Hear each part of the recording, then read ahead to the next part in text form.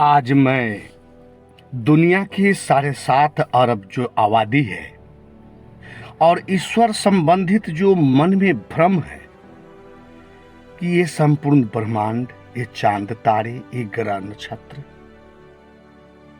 ये जीवों को बनाने वाले कोई ईश्वर हैं।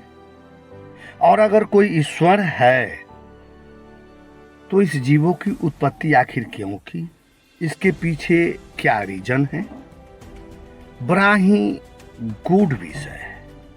और बहुत सारे प्रश्नों का उत्तर आपको मिलने वाले हैं। सृष्टि की सुंदर, अनंत काल व्यापी, अनंत ब्रह्मांड के अनंत ग्रह नक्षत्र, चांद तारे, सूरज चंद्र, आकाश, अनंत छोटे बड़े विचित्र जीवों इत्यादि को देखकर मन किंग कर्तव्य मूड हो जाता है और भावुक होकर इसके रचिता किसी ईश्वर की कल्पना करता है। मनुष्य जगत के मूल द्रव्यों तथा उनके गुण धर्मों को अध्ययन नहीं करता कि सृष्टि उत्पत्ति नाश रहित अनादि और अनंत है तथा जगत में जो कुछ बना है उसके बनने का कारण प्रकृति है।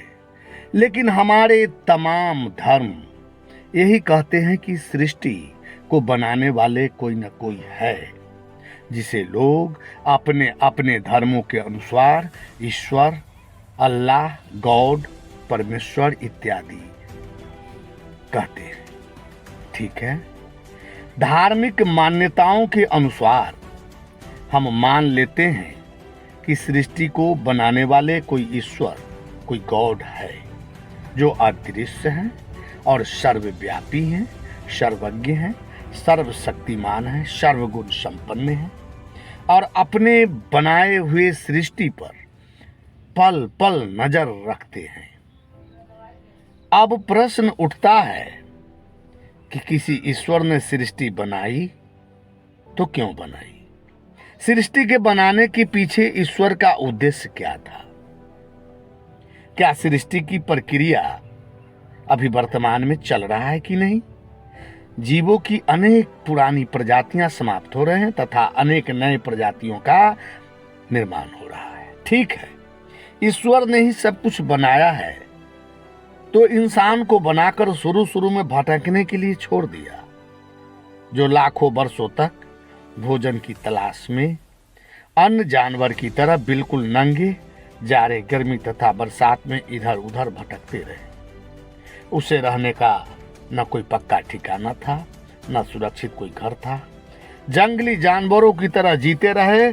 फिर धीरे धीरे धीरे धीरे आगे के बारे में उसे जानकारी हुई। लगभग 10,000 वर्ष पहले खेती करना शुरू किया। फिर लगभग 6 से 7,000 वर्ष पहले ब्रह्मांड, सृष्टि, परमात्मा इत्यादि का चिंतन शुरू किया, जिसे वैदिक काल कहा जाता है। विकासवाद के इस दौर से गुजरते हुए मानव बुद्धि का धीरे धीरे विकास हुआ और लगभग 500 वर्ष पहले आधुनिक विज्ञान की दुनिया में एक पैर रखा। 18वीं शताब्दी से पहले कोई इंजन वाली गाड़ी का उल्लेख नहीं मिलता है। 19 जनवरी 1886 के बाद ही भाप वाली गाड़ी का आविष्कार हुआ। आज तक ईश्वर की बात तो दूर, किसी भी देवी देवता को तेज रफ्तार वाली इंजन वाली गाड़ी पर सफर करने का मौका नहीं मिला।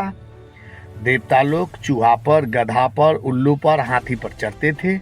कहने का मतलब है कि बाहर में कोई अदृश्य ईश्वर है, वह पूर्ण ईश्वर नहीं है, क्योंकि सृष्टि तो अभी भी हो रहा है, अभी पूरा तो हुआ ही नहीं। जब 18वीं शताब्दी में इंजन का आविष्कार हुआ तब लोग चांद को पार कर मंगल पर जा पहुंचा। अंतरिक्ष का बहुत शोध हुआ है और बहुत से शोध चल ही रहा है।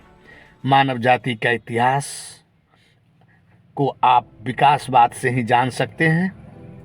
अब के जो इंसान हैं वह अपने बनाए घर में रह रहे हैं, लेकिन आदि मानव स्वतः अपने से बने हुए घर में नहीं, वैसे ही कंदराओं में रहते थे। अब आप खुद विचार कर सकते हैं कि परमपिता हमारे ईश्वर ने सृष्टि की रचना कर मानव की उत्पत्ति करके लावारिस की तरह भटकने के लिए छोड़ दिया, और उसे हम सर्वशक्तिमान, सर्वगुण संपन्न, सर्वज्ञ कहते हैं, जो अपनी प्यारी संतान को लावारिस की तरह छोड़ दिया। गंदे पानी, कच्चा मांस, कभी भूखा, बिना घर और जंगली जानवरों के अत्याचार से कैसे कैसे जीवन चक्र को आगे बढ़ाते हुए हम यहाँ तक पहुँच पाए हैं। ईश्वर जानबूझकर ऐसा किया तो उसका भी कुछ मकसद होना चाहिए। ठीक है, मैंने मान लिया कि ईश्वर सर्वज्ञ है, सब कुछ जानता है, तो हम गलत काम करने जाते हैं तो ईश्वर हमें रोकता क्यों नहीं? हम पूछते हैं, हम ईश्वर के संतान हैं तो अपने संतान को कौन होगा जो गलत काम करने से नहीं रोकेगा? लगभग सभी धर्मों में यह पाया जाता है किसके भाग्य में क्या लिखा है, मनुष्य के जन्म से मृत्यु तक उसके साथ क्या होगा, कितना धन होगा, कौन सी बीमारी होगी, उसके मरने का कारण क्या होगा, ये सब बातें पहले से ही लिखी है। एवं सभी धर्मों में न्याय का भी विधान पहले से तय है। कोई व्यक्ति सही तथा गलत कर्म करेगा, उसे न्याय के दंड विधान के तहत उसे स्वर्ग, नरक या पुनर्जन्म के द्वारा दंडित या पुरस्कृत किया जाएगा। अब आप अच्छी तरह सोच विचार कर बताइए कि मनुष्य को क्या करना है, किसे मारना है, कहाँ डाका डालना है, किसके साथ गलत कर्म करना है, यह पहले से ही लिखा हुआ है। अर्थात ईश्वर की ही बनाई विधि विधान के अनुसार कार्य होना है। तो व्यक्ति को दंडित करना, पुरस्कार देना, स्वर्ग नरक में भेजना, क्या यह उचित है? ईश्वर ने लिखा है कि अमुक व्यक्ति के हाथों अमुक व्यक्ति मरेगा, और ठीक वैसा ही हुआ। लिखे हुए अनुसार ही घटना घटी, लोग मार दिया। मरने वाले का क्या दोष और मारने वाले का क्या दोष? वह तो लिखा हुआ था, ईश्वर नहीं लिखा था, और विधान के मुताबिक ही वह मारा गया। तो मारने वाला तो ईश्वर के लिखे हुए थे, उसी के अनुसार मार दिया। तो फिर ईश्वर उसे दंड देता है, तो इसमें क्या ईश्वर की जायदादी नहीं है?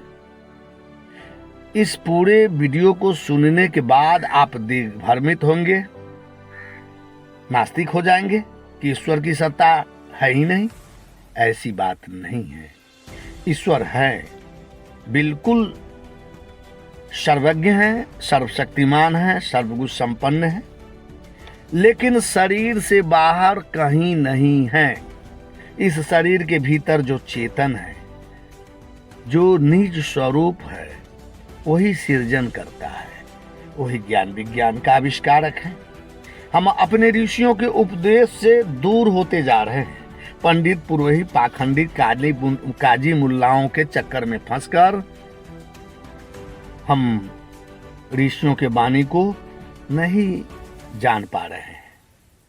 जब आप ऋषियों के वाणी को सुनेंगे, जड़ चेतन को समझ जाएंगे, उसके बाद स्पष्ट हो जाएगा कि परमात्मा कौन है, कहाँ है, कैसे हैं, क्या करते हैं। दुनिया में अलग अलग धर्मों का होना ही सिद्ध कर देता है कि बाहर में कोई ईश्वर नहीं है।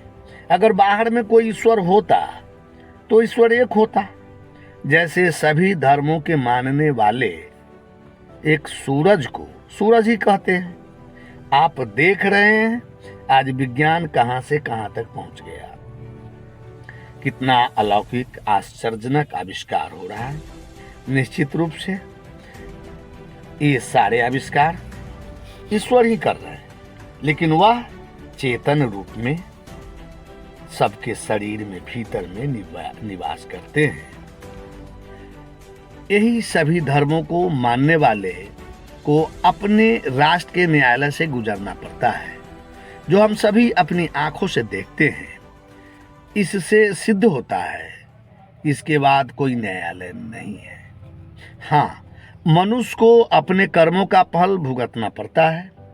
जैसे आप कर्म करेंगे, अगर आप तंबाकू खाते हैं, संभवतः आपको कैंसर हो सकता है। शराब पीते हैं, आपका लीवर फेफड़ा खराब हो सकता है।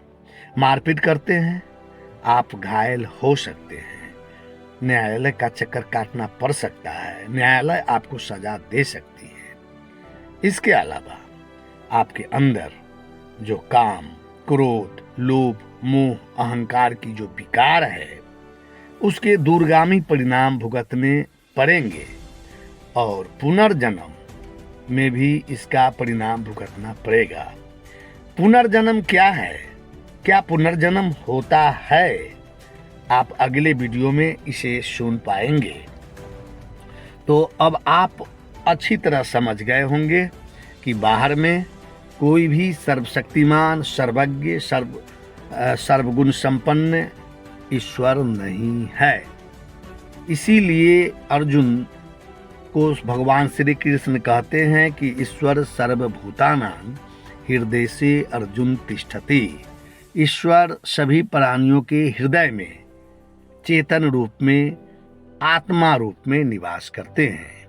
गोस्वामी तुलसीदास जी रामचरितमानस में कहते हैं कि प्रकृति पार प्रभु सब उर्वासी, ब्रह्म निरीह विरज अविनाशी।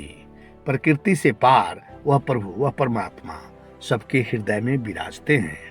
और जैसा कि हम सभी देखते हैं कि यह सृजन, जैसे किसी भी जीव को सृजन करने वाले जीव ही होते हैं।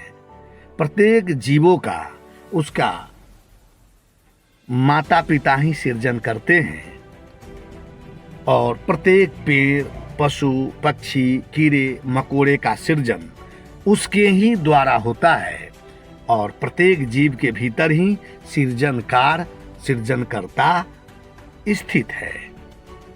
अब आप अगले वीडियो में सुनेंगे पुनर्जन्म का सिद्धांत क्या है, कैसे पुनर्जन्म होता है।